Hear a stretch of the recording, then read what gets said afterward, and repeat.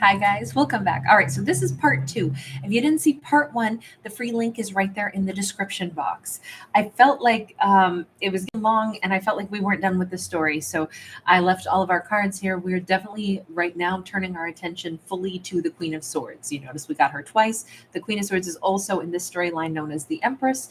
She is also um, the individual who seems to be we're saying she could be a Libra simply because we did have that Justice card as well. So she's her name has been interchangeable as the Empress, as the Justice person, or as the Queen of Swords. And we have got this potential masculine who has they made some pretty epic mistakes because of their own, we'll say, ego. And at this point, it's they finally closed out a cycle of their life. They are pausing here with the Hanged Man right before doing the thing that they know they must do, which is to try to face the Queen of Swords. They know that they must, but they've got this little bit of a pause as they're thinking about this. Now, that's a part where I was like, okay, we need to do a part two on this, because what does that mean? If they are, actually, let's look at the brighter deck. If they are pausing and saying, it's not just that I was unhappy with the choices that I made back in part one. If you watch part one, you'll see what I'm talking about. It's that I did my Empress wrong. And now I have to pause for a second and I have to face the fact that I haven't been able to look her in the eyes. But everything in me says I absolutely must now. Their guides are coming in loud and clear with the way this Queen of Swords energy is. They know that they owe her a complete explanation, but they're pausing. And what is it that they're considering with that with the Hanged Man here? They know they have to speak the whole truth to her. They know that there's nothing that can be hidden anymore. And they know this is a big leap for them to come in and just lay down the whole truth, but they are pausing and they are contemplating, I just did this amazing person wrong. So they're contemplating a Nine of Cups and a Four of Cups. The Nine of Cups being sideways and the Four of Cups upright. They might just be contemplating, how uncomfortable is this going to be to try to face her and face her reaction to hearing what I actually did, where I've been. They may be contemplating what that's going to look like and feel like to have her sitting across from them at a coffee shop to tell her about their regrets. They may be thinking, how is this going to make her feel? Am I going to be disrupting her happy life so that I can tell her how I feel bad about what I did? How is it going to feel to have her look at me with those eyes? Because this is such a great card. It just shows the face of her. Like, this would be our Empress receiving this big, like, I've got to spill my guts and I got to tell her everything. This is what I did. I went back to an ex. It was all because I had this ego thing, and you were my Two of Cups, you were my Empress, and yet I went back to somebody else. And how do I explain this to you about how deeply I regret this? And you can see her face is kind of like, if they're already pre-living what this is going to feel like to face her and tell her these things, I think they're realizing, if I was hoping that coming in and telling her this truth about how I had done her wrong, was I thinking that she was going to say, awesome, come on, let's get together. I think it's hitting them when I speak to her. That's probably the face she's going to make, is either boredom with the story that I tell her, whereas I'm hoping that she's going to want to now be with me. Oh, see, this is them now saying, oh God, as I contemplate this, I want to slow my roll. Knight of Swords in the reverse. I don't want to go racing toward her. Is this person about to chicken out again then? Oh, not again, I shouldn't say. He's considering how to approach this amazing person. He's considering, I don't know, maybe he's going to go talk to his Nana or somebody wise, somebody that he thinks loves him, that could give him great advice. To me, this feels like he's contemplating how horrible this conversation is actually going to be, to face her, to tell her, I did you wrong. And yet he said, I have to face her. That's been the thing he's always been scared of after he made this, we'll call it epic mistake, but he's saying in his mind, I'm going to have to face her. But everything urges him, I must go face her. And then he's going, but oh my God, I can picture how this is going to go. Tell me about the Queen of Cups. Is that a message about her, or is that someone you need to go consult with first? Death card, Two of Wands, Strength card, sideways. Okay, so he's scared out of his wits all of a sudden about having to look somebody in the face and tell them what you did wrong is always hard, right? I think we can all empathize with that. But the idea of looking her in the face and telling her, I've been gone because I went back to an ex, even though you were my Two of Cups. And here I am trying to ask you to give me a second chance. There's no way I can go say that to her. So let me instead, I do think this is like he wants to go talk to a nana or somebody who loves him unconditionally because he's scared. He wants somebody to give him the boost of courage to either tell him, don't bother, you messed it up with her, leave it alone, move on in life, and give him permission to stay scared. Or he wants somebody to tell him, you're just scared, but you really need to look in your heart and say, if you need to set things right with her, it's not about getting her back, it's about setting things right with your conscience. I think he needs somebody else to lay it out to him in this story. And again, please remember, it doesn't matter. This could be a same-sex couple, this could be a he, could be a she could be a he. It never matters to me. I just go with what we've seen on the cards. And we have seen that consistently she came up as, an Empress and a Queen of Swords. So she's a she, and then we saw him as the Hanged Man. He does, I think, pause and go talk to a grandmother figure or somebody that he sees as having more years on this planet than him, and somebody who is very loving, who he believes will give him the kind of advice that would call him out, but would also encourage and would also help him like shake off his nerves. Because I think this is like, I feel like he's about to puke on his shoes, at the thought of having to go talk to his Two of Cups, his Empress, and tell her, I did you wrong, I did us wrong. I went back to an ex when I had already met you because I felt like, ooh, look at this, somebody wants me. And instantly I was like, what the hell have I done? Maybe at that point he hadn't realized like who the Empress was to him. Not really, because we did see in part one, it was like the second those doors had slammed shut, he knew that the error he had made, right? And then it was like a freaking nightmare that he was in, having to live with the decision he just made. But it was too late to go back, only because he wasn't willing to look this Queen of Swords in the eyes. At this point, this is him like, facing all the music. This is him still needing to get courage, talk to a nana, talk to some person who will give him straightforward advice, who loves him. So I do feel like it's a mother figure or an elder in his life. But what do? I'm really scared to face her. That's the honest God truth. I'm petrified to face this Queen of Swords, who I actually love deeply, who I did the biggest wrong to that I could have done, and then stayed put because I was too scared to face her. And now here I am having to face her, and I'm still scared out of my mind. What should I do?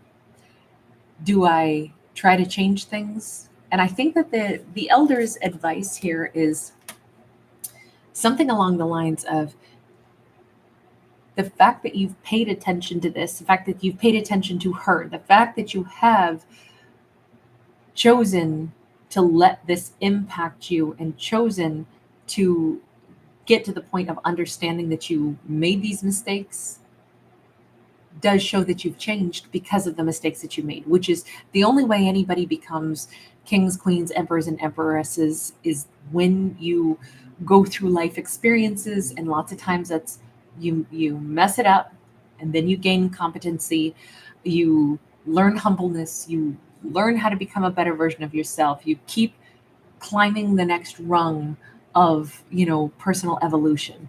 And that's the only way you get to the next level. So if watching her, learning what happened between yourself and her is the only reason you are evolving into the person that you want to be, which is a full-blown emperor, somebody who would never make that mistake again, and she was the reason why, then maybe frame it that way. you need to lay down burdens on your own conscience. It's not about whether or not you're going to be able to tell her, hi, I did you wrong.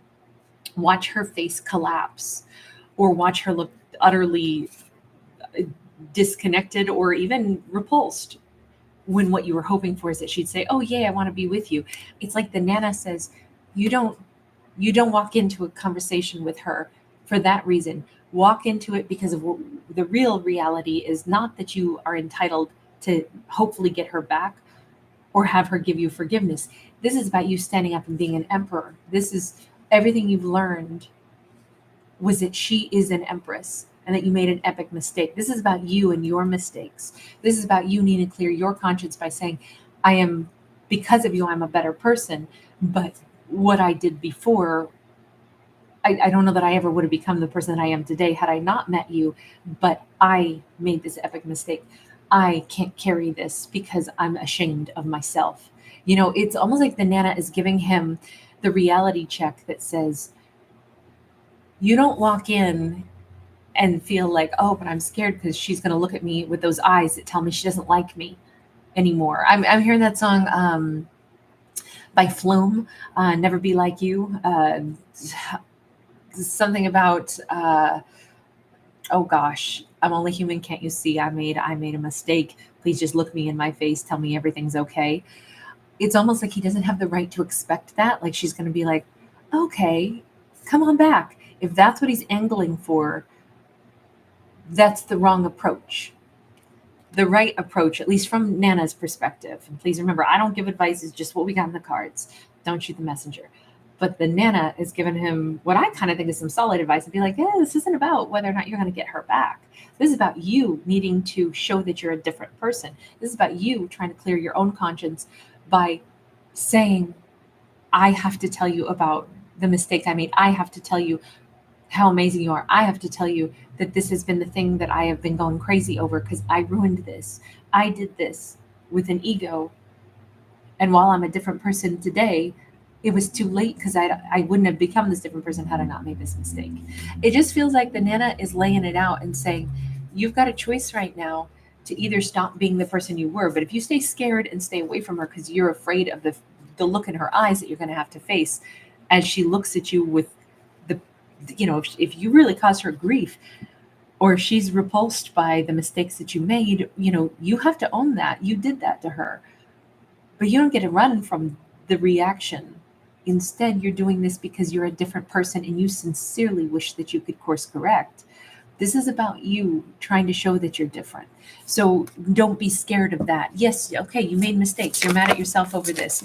You're scared to see how she's going to look at you. It's understandable, but that shouldn't stop you from doing the thing that you truly believe is right. If you need to tell her, falling on your knees and telling her, if I thought it would help, I would beg you to give me another chance. Say the thing that's real. Say the thing that's in your heart. Doesn't mean he has to like grovel and fall on his knees, but it's almost like say the thing that's true. With the Five of Cups, the depth of the sorrow that he may feel for the fact that he ruined the idea of loyalty between himself and her, or the fact that he just wishes he could have another chance with her to show her, he needs to say those things. If this is the person he's like, she's the one I was supposed to marry, and I know that, and every fiber of me knows that.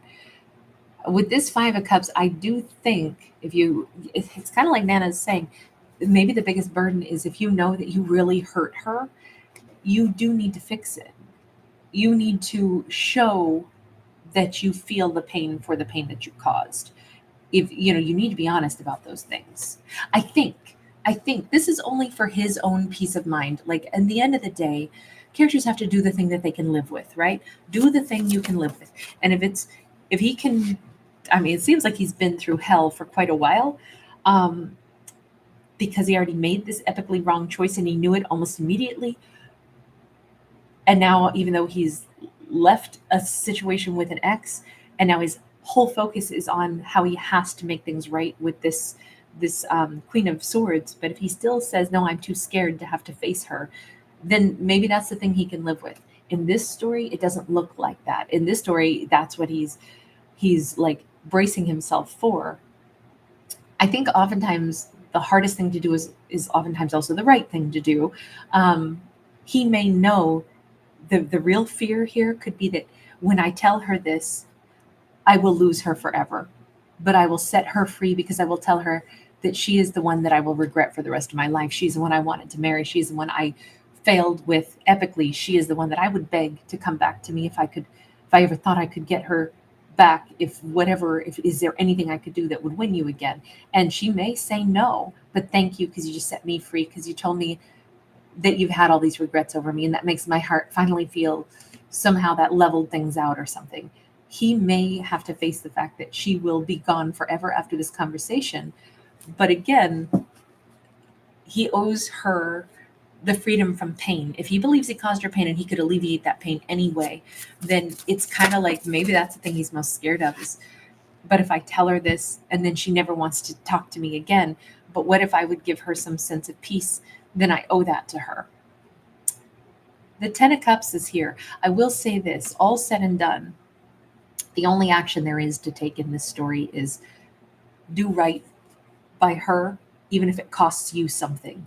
Even if it means she turns her back and she goes on to live a happily ever after life, you need to wish her well. You need to wish her the best possible life if she says it'll never be with you, but thanks for letting me know that you regret what you did with me.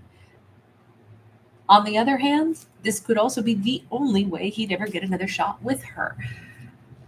All of this is about trying to advocate for greatest happiness, and holding on to supreme regrets probably doesn't create a lot of happiness. So I can see how no matter what, standing up and owning the mistakes that we've made, although it's hard to do in this story, that's the only way that this will ever start to get better, I think. So final message, what are you going to do after, talking to Nana? 4 of Pentacles, 2 of Wands, Page of Pentacles. Well, he's still not close in this storyline he's sitting down drafting something to say, but I still feel like he's hoping to not handle this in a super mature way yet. I think it's going to take him way more time to get courage. So as we end this story, he's still holding back from her. He's sitting there trying to figure out what to do because there's still a big part of him that wishes he could just move on, even though it's so crazy because he knows he can't. And we got the 5 of Cups. It's sideways. So this is, look, he didn't get himself out of any of the nightmare because he's living in the next nightmare because he still isn't ready to do the thing that he would need to do. And I don't know if, again, this was only his story. We don't even know. She might be so over this and gone. Empresses don't tend to hang out and worry about what isn't in their life.